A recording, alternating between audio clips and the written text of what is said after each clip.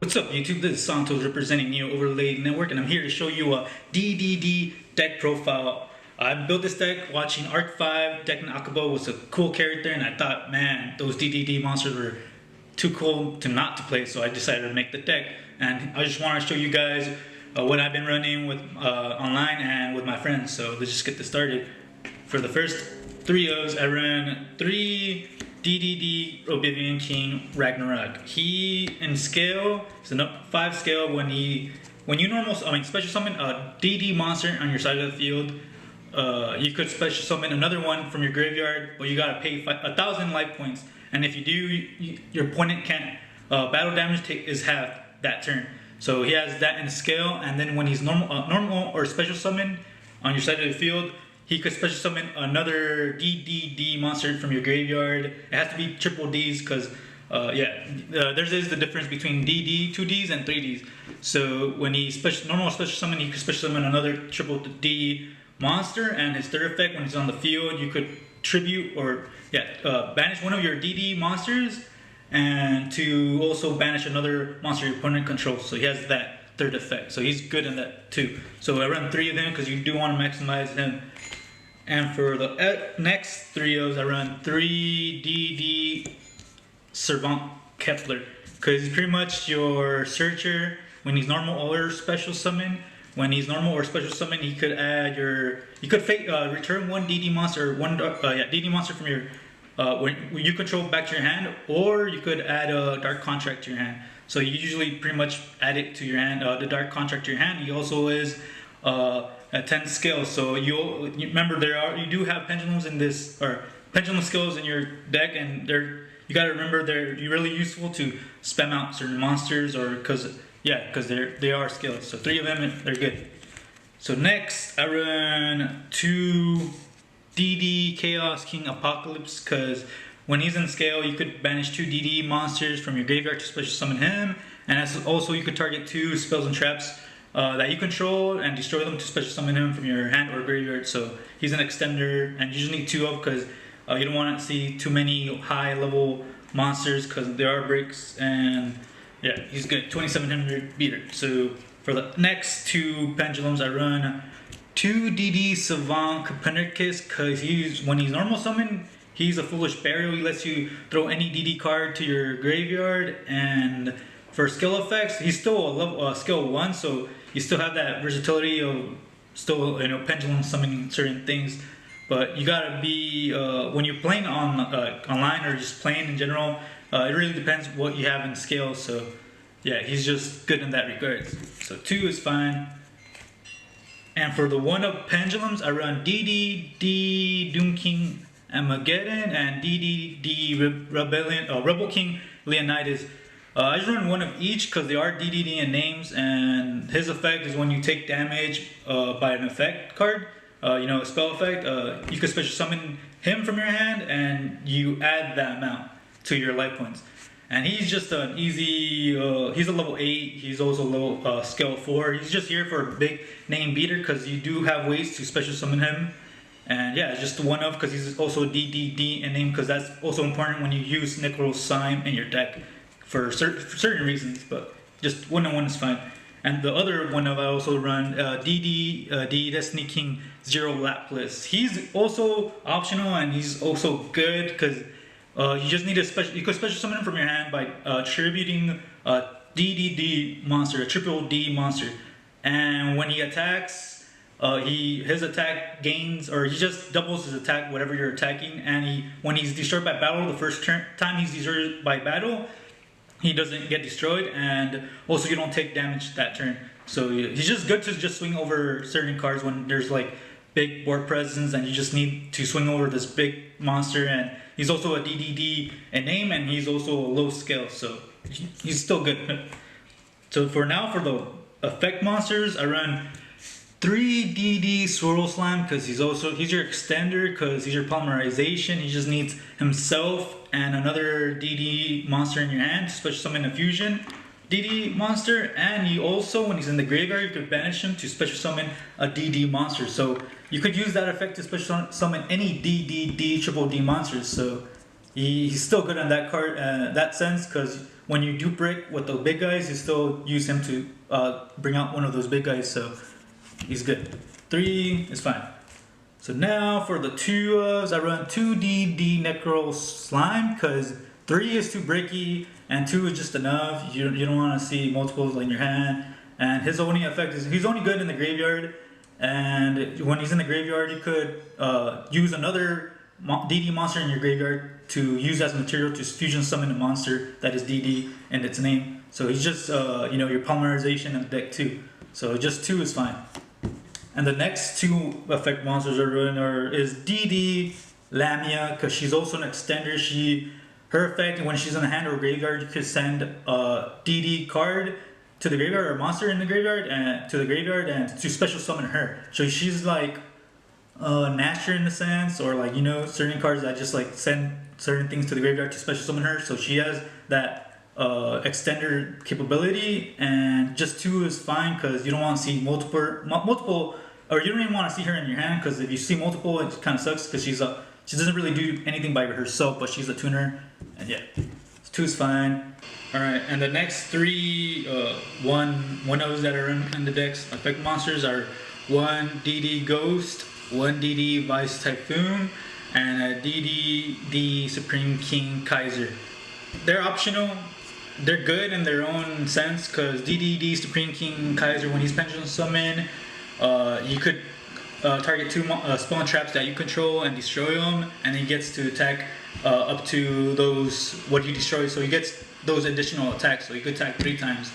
DD Vice Typhoon is good because when she's normal summon, that's if you need to normal summon her, but my deck is built to Pendulum Summon level 7, so when she's just normal summon, you contribute a DD monster to special summon another DDD monster from your deck, but it has to be a level 7. And when she's sent to the field, to the graveyard, she has, or just to the graveyard, she has the effect that you could use her and another DD monster in your graveyard as material to special summon a fusion DD monster. So she's good in that sense. And 1 DD goes because you don't really see it often, but I do run Needle Fiber, and it's easy just to bring him out. And when he's banished, you could target one of your DD monsters that are banished and send it back to your graveyard. And yeah, so just to recycle certain things. So 1 of each is fine.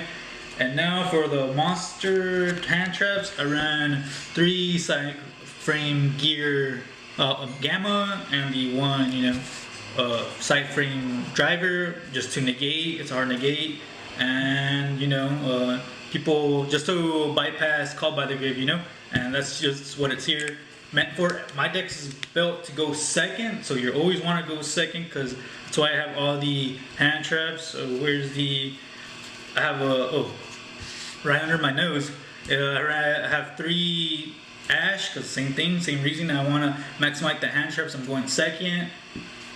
Ash is great, so 3 of her. And now for that was the monster hand traps. Now for the spells, I run 3 Dark Contract with the Gate. You gotta pay 1,000 to activate it, and when you do, you could add a DD monster from your hand, and it's great because you could add anything searchable in this deck, and you just gotta pay 1,000 to add anything you want. So that's good. So maximize that. You run 1 Dark Contract with the Swamp King because it's still good just to have board presence. Or you don't want to use there's a lot of low level monsters, and you could just beam out one of your fusion summons, and it could use fusion summons from your hand, field, or graveyard, right? Hand, field, or your graveyard, but you gotta banish them for materials, and you still gotta pay 1,000 to activate it. So it's still good, just 1 of. And for the other 3 ofs, I run 3 Lure of Darkness, because everything is dark and you want to draw and you don't really mind banishing, so draw 2, it's fine. And for the 1 of, I run 1 for 1 because you just want to bring out Kepler with it, and you can send certain things to the graveyard that you want. And yeah. And for the traps, I run 3 Infinite Impermanence for the same reason. I'm going second. I just want to negate certain things in your side of the field. So yeah. For now, for the extra deck monster lineup, I run 2 DDD King Gilgamesh. When you link summon, he lets you bring out 2 monsters or just 2 scales from your deck to your side of the field. So you could get anything. Usually you will probably get DDD Ragnarok and Armageddon, I think, the level 7. Because they just help you extend further. And his effect, when he's destroyed by card effects, your opponent card effects, or is just destroyed by battle, he lets you special summon a DD monster from your extra deck to your side of the field. So I mean that doesn't matter whichever extra deck monster you want to bring out, he lets you bring them out, and yeah, pretty much use him for those reasons. And just 2 because you do want to see him. And for the Link 1, I run 1 Linkuriboh because you do have Kepler, and yeah. I run 1 Cross Sheep because you do have XCs and Fusion, just to easy link 2. I run 1 Kristan Needle Fiber because there's a few tuners, and he's just easy to bring out tuners to your side of the field or DD monsters, so he's just good in that sense. And I run 1 Axis Code Talker because he's just the thing with DDDs, when you special summon, they restrict you just to special summon DDDs, and it's easy to special summon on your turn or your opponent's turn or certain cards in your deck. And so when you do have that board presence going set, or going for your next turn, you're able to bring out Axis Code Talker because you have multiple monsters on your field. And yeah, that's why Axis Code Talker is still good, because obviously Link 4. And then for the Fusion, I run 2 DDD Flame King Genghis because he's easy, just needs 2 DD monsters. When he or when another DD monster is special summoned to your side of the field, you can special summon another one from your graveyard, and that's what you primarily use them for. And yeah, so 1 DDD Flame King Genghis because he's also easy to bring out. He just needs a triple DDD and 1 DD monster, so that's the reason I also have those big level DDDs monsters on my deck, because it's I like it that I could just bring them out pretty easily because of that reason. And his effect is when during during your opponent's turn, or when your turn, when your opponent activates spell trap, you could negate that face up trap and spell. So during your turn, so he has that. So when people run, I don't know, Thundering Roar or Mirror Force, you attack and they want to activate that, and he negates that. So, or like certain spell and traps like that. So he's good, just because he's a little harder to bring out because of your requirement. For the XCs, I run 1 DDD dual Don King Kali Yuga because he's XC summon. He just needs 2 level 8 DD monsters. When he's XC summon, he negates all other card monsters or card effects on the field when he's XC summon. And when you can detach a material just to spell destroy all spell and traps. So he just has those 2, and he's a big attack, big beater and big defense. You can still bring him out using Gilgamesh, the link monster, when he's destroyed by battle or card effects, but you can't use his effect because his effect, you need to XC summon him to use his full effect. So, but he's just here to stall, and because he's big defense. And yeah. For the synchros, for the DDs, I run 1 DD Gus King Alexander because he's just an easy level 7. His effects, when a DD monster is special summon, you can special summon another DD monster from your graveyard. Right after you will link or synchro off to his DD Curse King Siegfried. His effects during either player's turn, when a spell trap is activated, he negates it, and that's why you'll pretty much use him. He's really good in that sense that he negates a spell trap during either player's turn. And yeah, he's a level 8. And also 2 level 8s that I run 1 Crystal Wing and 1 Borlo Savage because it's easy to bring these 2 out sometimes, but you gotta remember Crystal Wing needs another synchro monster and a tuner. So that's why you pretty much bring out dual King Alexander because he's a level 7. And you could still go into him if you need to, or Borlo Savage if you need to. And for the last synchro, I run 1 DD Gus High King Alexander because if you have DD monsters, or like multiple DD monsters in your side of the field, he gains 1,000 for each DDD monster, so he gets pretty big in that sense. And yeah, he's just here and when you special summon a monster, he also a DD monster. You also could special summon another DD monster from your graveyard. And that's it, you guys. This is a DD deck profile. It's a really fun deck, and It's if you guys watch Arc 5, it's really cool. And yeah, this is Santos representing Neo Overlay Network. Sign up.